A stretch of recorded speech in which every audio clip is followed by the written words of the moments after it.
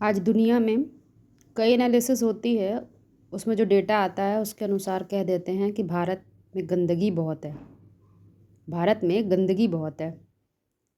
अध्यात्म में कहता है गंदगी बाहर नहीं होती है, गंदगी का मूल कारण तुम्हारे अंदर है। स्रोत को पहचानो।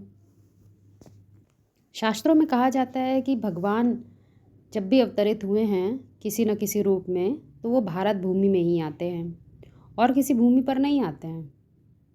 तो शास्त्र हमारे क्या इशारा देना चाहते हैं, ये बात हमें समझनी चाहिए।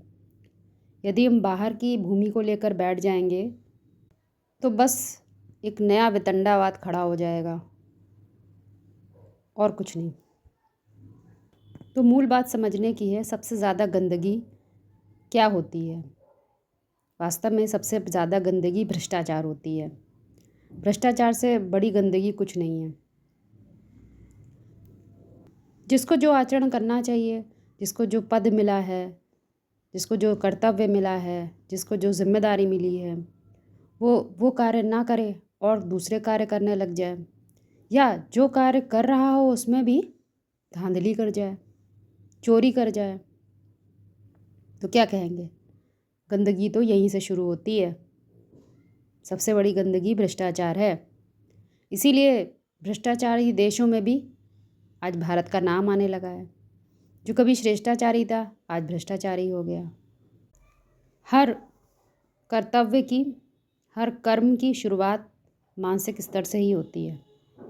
मानसिक स्तर पे यदि हम ध्यान दें, फोकस करें, तो हमें ध्यान दिखाई देगा कि लगातार जो कुछ हम सोच रहे हैं उनके आधार पर हम निर्णय लेते हैं अपने जीवन में।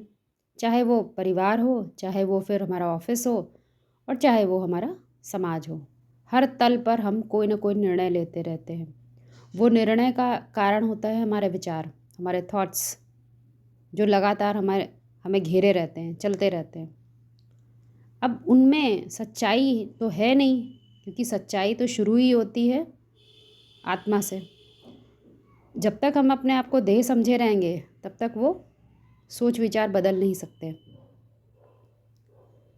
शुरुआत कहाँ से होती है? शुरुआत होती ही है भारत से। शब्द तो कहने में भारत जो हम बोलते हैं वो दिखाई पड़ता है कि कोई एक देश का नाम है, परंतु भारत नाम वास्तव में भरत, राजा भरत थे, उनके नाम के आधार पे पड़ा। ये कहानियों में, शास्त्रों में हमें सुनाई देता है, समझ में आता है। भरत बहुत वीर थे, ऐसी बातें आती हैं और अनेकों कहानियाँ उनके माध्यम से सुनाई जाती हैं, बताई जाती हैं। और कोई देश है, जितने भी हमारे यहाँ देश हैं, वो सारे देशों का नाम कभी भी किसी व्यक्ति के नाम पर नहीं पड़ा है, क्योंकि अध्यात्म का जो केंद्र है वो भारत है। भारत में ऐसी मान्यता है, मान्यता क्या कहें, ये सच्चाई है। हमारे वेद उपनिषद से लेकर शास्त्र, भागवत, सब ने व्यक्तित्व की बात की है, चरित्र की बात कही है। सबका कंसंट्रेशन चरित्र पर रहता है। बाहरी चित्र और बाहरी सौंदर्य की बात हमारे शास्त्रों में नहीं की गई है। उसका कारण यही है कि भारत जो देश है वो वास्तव में एक व्यक्तित्व को रिप्रेजेंट करता है। एक व्यक्तित्व को समझ सके हम, इसलिए वो भारत नाम पड़ा हुआ है। इसीलिए कहते हैं कि भरत के आधार पर भारत नाम पड़ा। अब हम केवल कहानी ले लेंगे तो बात समझ में नहीं आएगी, लेकिन यदि हमारा दृष्टिकोण एक दार्शनिक का होगा तो हम ये समझ पाएंगे कि कोई भी नाम या काम बताया जाता है तो उसके चरित्र को समझाने के लिए बताया जाता है, ना कि सिर्फ चित्र को पूजने के लिए। वही केंद्रीय व्यक्तित्व हम सबका, वही वास्तविक व्यक्तित्व आज हम विस्मृत हो गए हैं, भूल गए हैं। वास्तविकता भूल गए हैं अपनी। हम टेम्परेरी जीवन जीने लगे हैं। टेम्परेरी जीवन, टेम्परेरी संबंध, टेम्परेरी मान मर्तबा, टेम्परेरी प्रॉपर्टी और पैसा, पद, ये सब टेम्परेरी। टेम्परेरी एजुकेशन, शिक्षा भी हमारे टेम्परेरी है, परमानेंट का कुछ पता ही नहीं।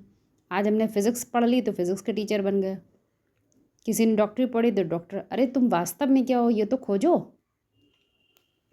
तो वही व्यक्तित्व गिर गया है। शव हो गया है।